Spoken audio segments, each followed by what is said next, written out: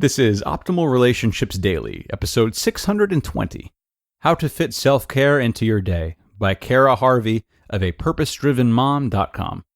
Hello, everybody. Happy Friday, and welcome to the final episode of the week.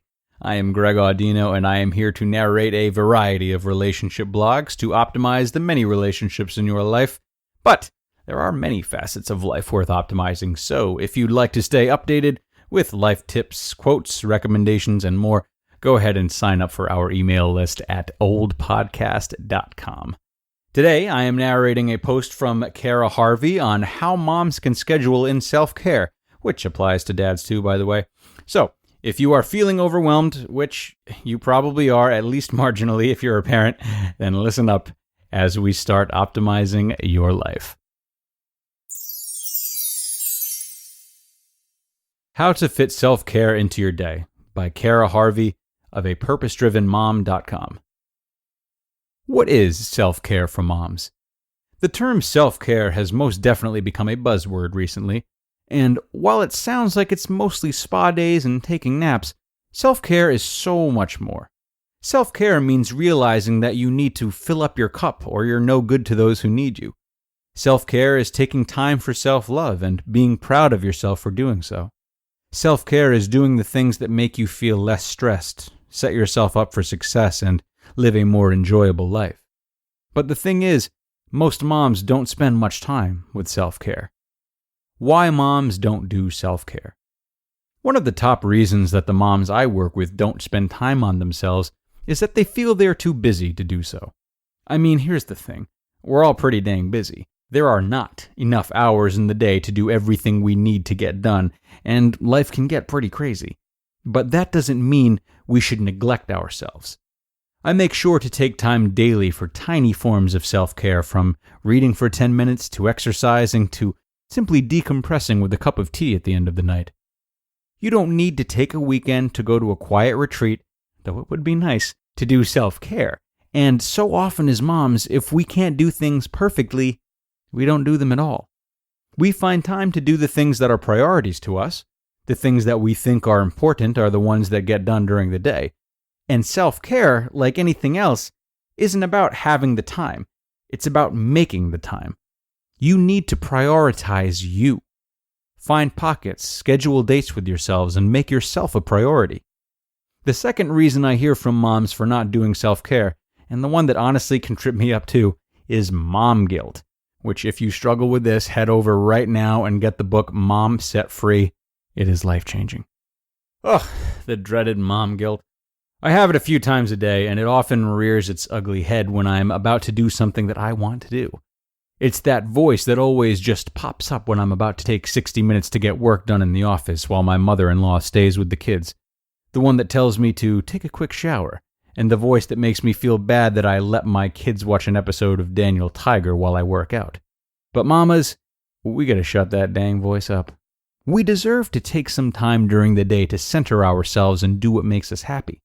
So often moms lose themselves in being mom, and eventually can get grumpy, bitter, and unhappy. It's so important that we take time for us, because we set the mood for our homes. How many times have you snapped or been in a bad mood and all of a sudden you can see everyone else's shoulders lower just a little bit? Have you ever been cranky and can feel everyone else get cranky too?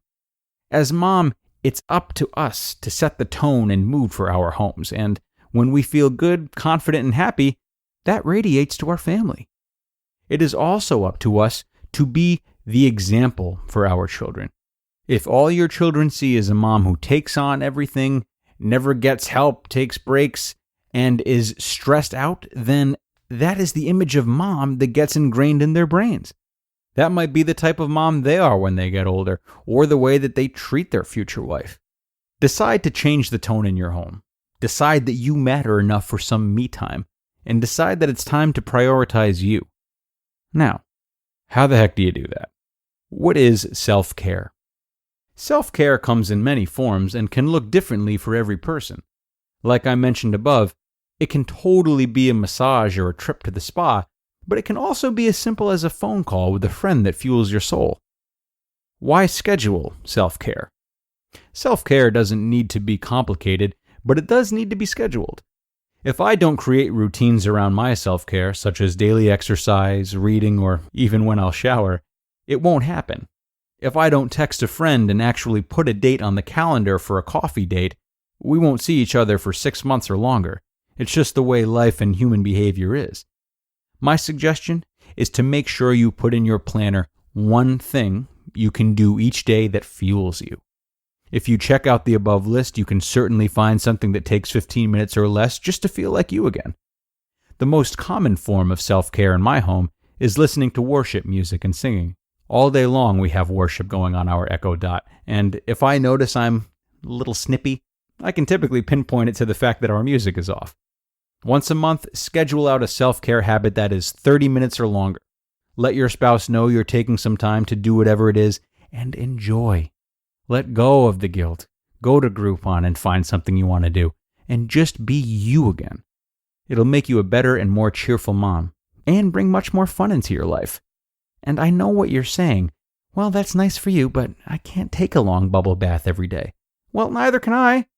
And on those days, I say some affirmations or make sure to enjoy my end-of-day tea and realize that it's just the season I'm in.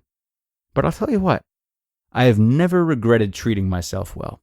I have never regretted doing something that I know will make me happier for myself, my family, and my kids. And when I do take care of myself, I'm reminded of how valuable and loved I am. And guess what? So are you. So grab a positive podcast, stare at some clouds, or spend some time planning your meals for the next week so that you have less stress in the next few days. They are all important forms of self-care, and you deserve it.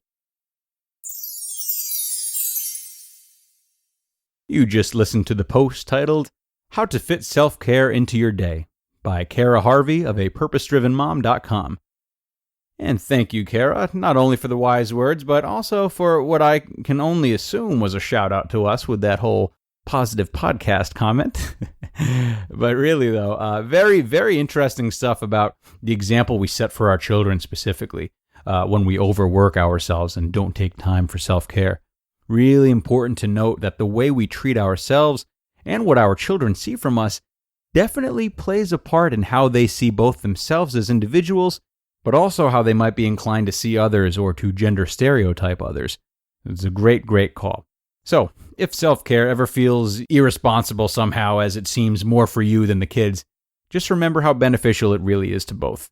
Thank you for swinging by all week, my friends. As you may know, I am also the host of the Optimal Living Advice podcast, and our episodes this week discuss topics like moving past childhood disappointments, how to effectively help a friend, and, you guessed it, healthy attachment in relationships. So, if those topics interest you, and I know at least one of them does, head on over to Optimal Living Advice and listen in as I help viewers with the questions they send in about their unique struggles.